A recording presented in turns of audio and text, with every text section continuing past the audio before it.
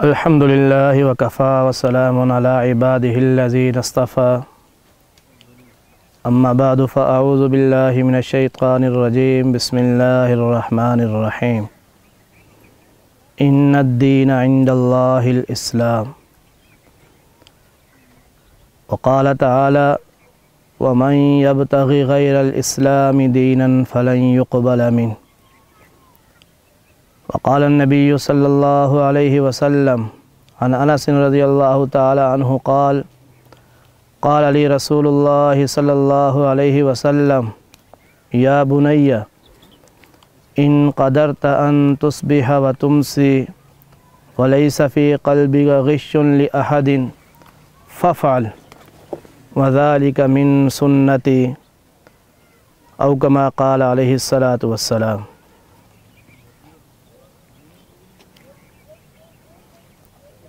آج کی اس نشست میں میرا موضوع ہے اسلام۔ اسلام کسے کہتے ہیں؟ اسلام کی کیا تعلیمات ہیں؟ اسلام کا کیا پیغام ہے؟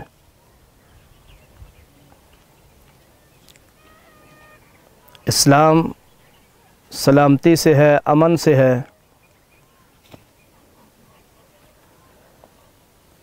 اسلام اس لفظ کے اندر ہی سلامتی اور امن کا پیغام ہے۔ فرمایا ان الدین عند اللہ الاسلام۔ قرآن مجید میں اس جگہ پر دین کو تعبیر کیا اسلام سے۔ جناب رسول اللہ صلی اللہ علیہ وسلم ان کی تعلیمات، انہوں نے دین کو تعبیر کیا الدین النصیحہ، انہوں نے دین کو نصیحت سے تعبیر کیا۔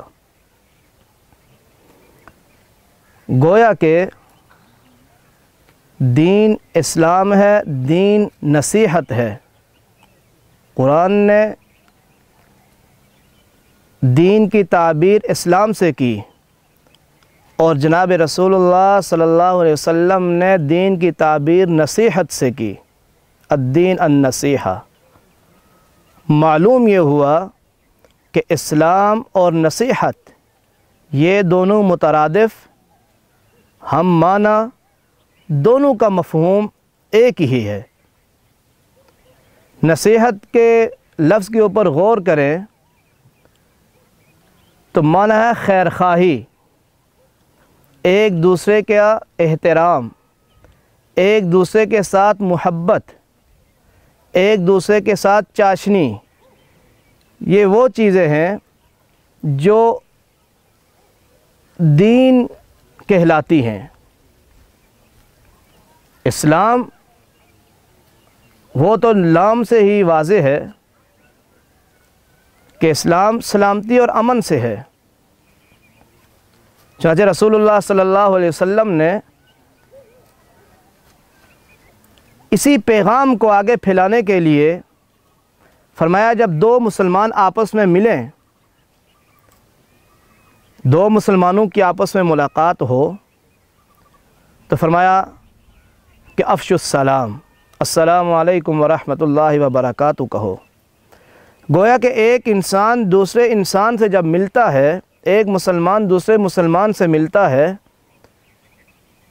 تو فرمایا کہ السلام علیکم کہو۔ اس لفظ کے معنی سلامتی اور امن کے ہیں، تمہارے اوپر سلامتی۔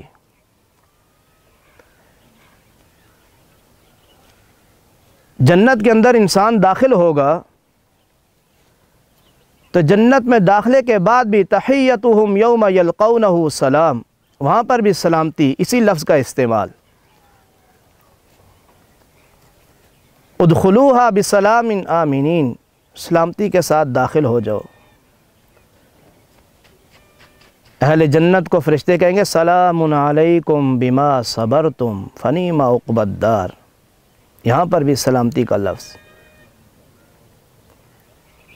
اللہ رب العالمین وہ بھی فرمائیں گے سلام قولا من رب الرحیم، وہاں پر بھی لفظ سلام۔ معلوم یہ ہوا کہ لفظ سلام یہ تو ایک بہت ہی مقبول اور انتہائی اچھا لفظ ہے، جس کے اندر سلامتی ہی سلامتی، اور پھر جناب رسول اللہ صلی اللہ علیہ وسلم کی زبان سے اللہ رب العالمین کا کلام، سب کے اندر سلام ہی سلام۔ تو معلوم یہ ہوا کہ اسلام خیرخواہی کا نام ہے۔ چنانچہ یہی تعلیمات آپ علیہ الصلاۃ والسلام کی زندگی میں بھی ہیں کہ پوری کی پوری زندگی خیرخواہی سے بری ہوئی۔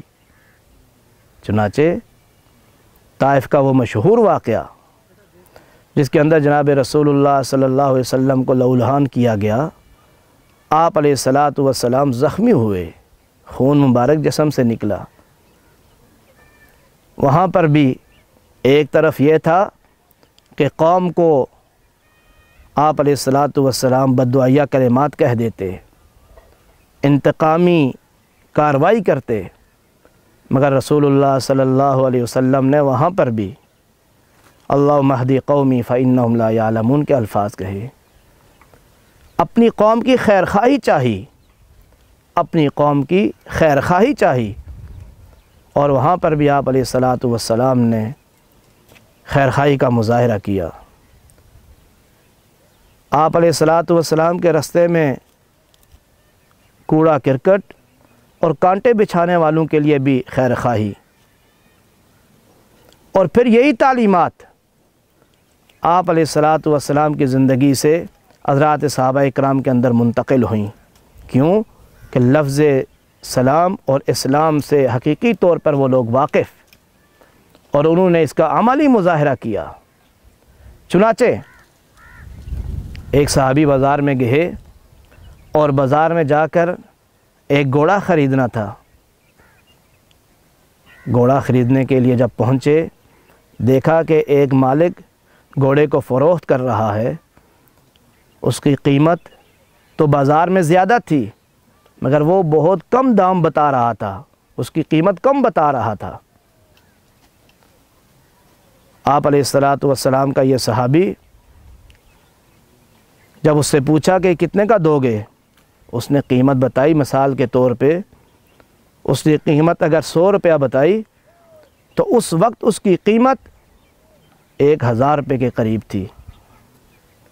صحابی نے پوچھا بھائی صحیح قیمت بتاؤ، کیا قیمت بتا رہے ہو آپ؟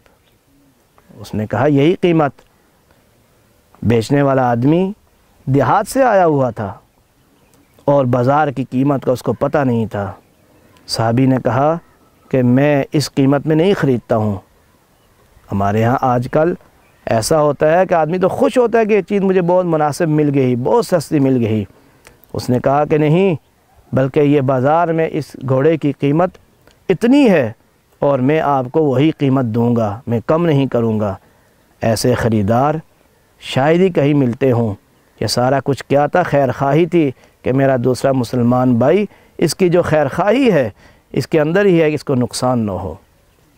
یہی تعلیمات پھر آگے منتقل ہوتی رہیں، اور انہی تعلیمات کے اندر پھر جناب امام اعظم ابو حنیفہ رحمہ اللہ ان کی زندگی کا مطالعہ کریں تو ان کی زندگی کے اندر بھی انہی چیزوں کا آدمی دیکھتا ہے۔ دکان، کپڑے کی دکان تھی، ایک آدمی آیا اور آ کر عیب دار کپڑا لے کر چلا گیا۔ اب وہ کپڑا عیب دار کپڑا، امام اعظم ابو حنیفہ رحمہ اللہ وہ کہیں باہر نکلے ہوئے تھے، عیب دار کپڑا اچھی قیمت کے اندر سیلز مین نے اس کو فروخت کر دیا۔ واپسی پہ آئے، آ کے پوچھا کہ بھائی یہ کپڑا، اس نے کہا میں نے فلاں آدمی آیا تو اس کو بیچ دیا۔ کہا کس قیمت میں؟ کہا اس قیمت میں۔ فرمایا یہ تو نہیں، وہ تو عیب دار کپڑا تھا، مسلمان بھائی کے ساتھ اس کا تو نقصان ہو گیا، خیرخواہی کے ساتھ تو معاملہ اس کے ساتھ نہیں ہوا۔ چنانچہ امام اعظم ابو حنیفہ رحمہ اللہ بازار کے اندر جا کر اس آدمی کو تلاش کر کے واپس لائے اور اس کو وہی کپڑا جو ہے پھر اچھی قیمت والا کپڑا اس کو واپس کیا، یا اس طرح کہ اس کو واپس بلا کر اس کو قیمت جو اس کے پیسے زیادہ آگے اس کو واپس کیے۔ یہ تھی خیرخواہی، اور یہ ساری تعلیمات لفظ اسلام کے اندر ہی یہی خیر خواہی والا معنی اور یہی آگے منتقل ہوتی رہی۔ ایک عیسائی شام کے علاقے کے اندر آیا اور آ کر ایک ہوٹل کے اوپر آ کے بیٹھ کر کچھ کھانے پینے لگ گیا۔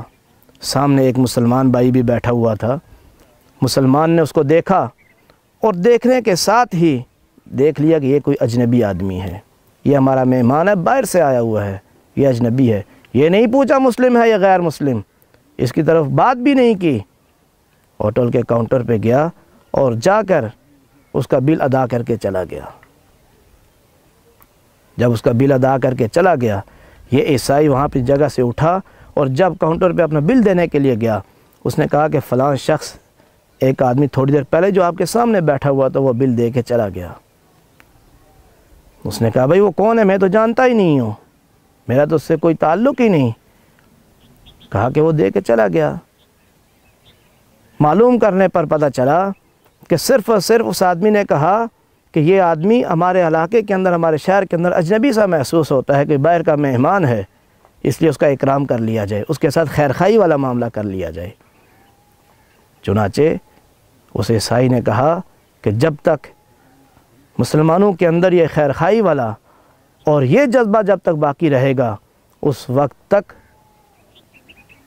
کوئی بھی اسلام کو مٹا نہیں سکتا۔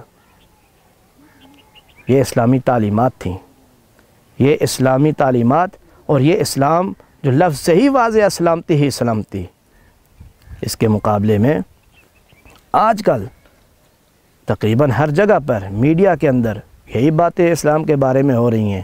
اسلام کا جو تصور پیش کیا جا رہا ہے کہ اسلام نعوذ باللہ یہ تو ایک دہشت کا نام ہے، یہ اسلام یہ لوگوں کو آپس میں لڑانا اور لوگوں کے درمیان تفرقہ اور اس طرح کی باتیں پھیلائی جا رہی ہیں۔ ایسی بات نہیں، بلکہ اسلامی تعلیمات تو یہ تھی کہ اسلام کے اندر تو اسلام نے تو غیروں کو بھی اپنے ساتھ ملایا۔ آپ علیہ الصلاۃ والسلام کے دور کے اندر، حضرات صحابہ اکرام رضوان اللہ علیہم اجمعین کے دور کے اندر، یہ مسلم غیر مسلم سارے رہ رہے تھے، سب کے لیے حقوق تھے، سب کے لیے حقوق۔ مسلمانوں کے لیے اگر حقوق تھے تو غیر مسلموں کے لیے بھی حقوق تھے۔ غیر مسلموں کے لیے بھی کسی جگہ پر بھی کہیں بھی نہیں ملتا، بلکہ صلح حدیبیہ کا واقعہ جہاں پر شرائط طے ہو رہی تھی، اور ان شرائط کے اندر صراحتاً ایک شرط یہ بھی تھی، کفار کے ساتھ معاملہ تھا، اور کفار کے ساتھ جو معاملہ، کفار نے کہا کہ اگر کوئی ہمارا آدمی آپ کے پاس آ جائے تو آپ اس کو واپس کریں گے، اور مسلمانوں کا کوئی آدمی اگر ہمارے پاس آئے تو آپ اس کو ہم اس کو واپس نہیں کریں گے۔ صراحتاً یہ وہ شرائط تھی کہ جو مسلمانوں کے خلاف تھی، مگر آپ علیہ الصلاۃ والسلام نے پھر اس کے بعد حضرات صحابہ اکرام نے اس بات کے اوپر آپ علیہ الصلاۃ والسلام سے کتنی مرتبہ کہا بھی کہ کیسی شرائط ہے، دب کر ہم یہ شرائط قبول کر رہے ہیں، مگر آپ علیہ الصلاۃ والسلام نے جو معاملہ ان کے ساتھ کیا، اس معاملے کو آخر تک پورا کیا۔ درمیان میں کسی جگہ پر بھی ایسا نہیں ہوا کہ آپ علیہ الصلاۃ والسلام نے اپنے اس عہد کو توڑا ہو۔ یہ اسلامی پیغام تھا کہ اسلام تو ایک امن سکھانے والا ہے، چاہے مسلم غیر مسلم چاہے جیسے کیسے بھی ہیں، ان کے ساتھ اچھا رویہ، اچھا معاملہ۔ حضرت ثمامہ رضی اللہ تعالی عنہ یہ جب مسلمان نہیں ہوئے تھے، ابھی غیر مسلم تھے، قید ہو کر آپ علیہ الصلاۃ والسلام کے پاس پہنچے۔ آپ علیہ الصلاۃ والسلام نے حضرات صحابہ اکرام رضوان اللہ علیہم اجمعین سے عرض کی، ان کو سامنے مسجد نبوی کے باہر ستون کے ساتھ باندھ دو، ستون کے ساتھ باندھ دو۔ حضرت ثمامہ جنگی قیدیوں کے ساتھ جو معاملات ہوتے ہیں، آپ علیہ الصلاۃ والسلام نے وہاں پر بھی پہلا دن گزرا، حضرت ثمامہ اسی طریقے سے بندھے ہوئے ہیں۔ پوچھا ثمامہ کیا حال ہے؟ کہا ٹھیک۔ آپ علیہ الصلاۃ والسلام نے کوئی بھی اور ان کے ساتھ بات نہیں کی، کوئی سختی والے معاملات نہیں۔ دوسرا دن، تیسرا دن، پہلے دن کہا کہ ثمامہ کیا حال ہے؟ آگے سے جواب دیا، ان تقتل ذا دمین وَإِن تُنْعِمْ عَلَىٰ شَاكِرٍ وَإِن شِئْتَ مَالًا فَصَلْ۔ تین باتیں کہیں۔ آج بھی باتیں ان کی طرف سے سخت ہی تھیں کہ اگر آپ مجھے قتل کریں گے تو اس کے مقابلے میں بھی ایک قبیلے والا آدمی ہوں۔ وَإِن تُنْعِمْ عَلَىٰ شَاكِرٍ، اگر آپ میرے ساتھ احسان والا معاملہ کریں گے تو میں بھی خیر خواہی والا معاملہ کریں گے تو میں بھی ایک خیر خواہی والا معاملہ آپ کے ساتھ کروں گا۔ وَإِن شِئْتَ مَالًا فَصَلْ، اور اگر آپ کو مال چاہیے تو وہ بھی دینے کے لیے تیار ہوں۔ پہلے دن یہی جواب دیا۔ حضرت ثمامہ کفار کے ایک قبیلے کے سردار تھے، آپ علیہ السلام کے سامنے جنگی قیدیوں کی شکل میں تھے، مگر آپ علیہ السلام نے خیر خواہی والا معاملہ کیا، کہا کہ آج بھی ثمامہ کو چھوڑ دو، کچھ نہیں کہنا۔ دوسرا دن پھر یہی سوال کیا، حضرت ثمامہ پھر کہتے ہیں ان تقتل زاد امین وَإِن تُنِمْ عَلَىٰ شَاكِرٍ وَإِن شِئْتَ مَالًا فَصَلْ، کھٹا سا جواب دیا، آج بھی اچھا جواب نہیں دیا۔ تیسرے دن پھر آپ علیہ السلام نے دوسرے دن بھی خیر خواہی والا معاملہ کیا، اور تیسرے دن آپ علیہ السلام سے عرض کرنے لگے یا رسول اللہ، جب یہ اسلام کا حقیقی معنی اور جب اسلام کو حقیقت سے دیکھا کہ یہ تو خیر خواہی ہے، یہ تو آپس میں ایک دوسرے کے ساتھ محبتیں ہیں، یہ لوگ تو میں ایک جنگی قیدی ہوں اور ایک قبیلے کا سردار مسلمانوں کا مخالف ہوں، مگر انہوں نے میرے ساتھ کتنا اکرام والا معاملہ کیا، ابھی تک مجھے کچھ نہیں کہا، میری باتیں سنتے جا رہے ہیں۔ تیسرے حضرت ثمامہ وہاں سے ہی کہا کہ یا رسول اللہ مجھے آج چھوڑ دیجئے۔ آپ علیہ السلام نے کھول دیا، سیدھے گئے کنویں میں غسل کیا اور آ کے کہا اشہدو ان لا الہ الا اللہ واشہدو ان محمد رسول اللہ۔ یہ تھا پیغام کہ مسلمان تو غیر مسلم وہ بھی اس پیغام کو سننے کے ساتھ جب اسلام کو حقیقت سے دیکھا تو فوراً اسلام کے اندر داخل ہو گئے۔ آج بھی ضرورت ہے اسی بات کی کہ اسلام پہ تنقید کے بجائے اسلام کو دیکھا جائے، پرکھا جائے۔ سارے ادیان کو دیکھنے کے بعد جب اسلام کو بھی پرکھو گے تو آپ کو پتہ چلے گا کہ یہ اسلام یہ واحدی پوری دنیا میں واحدی مذہب ہے۔ اگر اس کو حقیقی طور پر یہ اسلام کے اوپر عمل کیا جائے اور اس کو اپنایا جائے تو پوری دنیا کے اندر دوبارہ امن قائم ہو سکتا ہے، جیسے 1400 سال پہلے سارے عالم کے اندر آپ علیہ السلام نے امن قائم فرمایا تھا، یہی اسلام تھا، اور آج بھی امن کا واحد ہی راستہ ہے کہ اسلام کو اپنا لیا جائے۔ وما علینا الا البلاغ المبین۔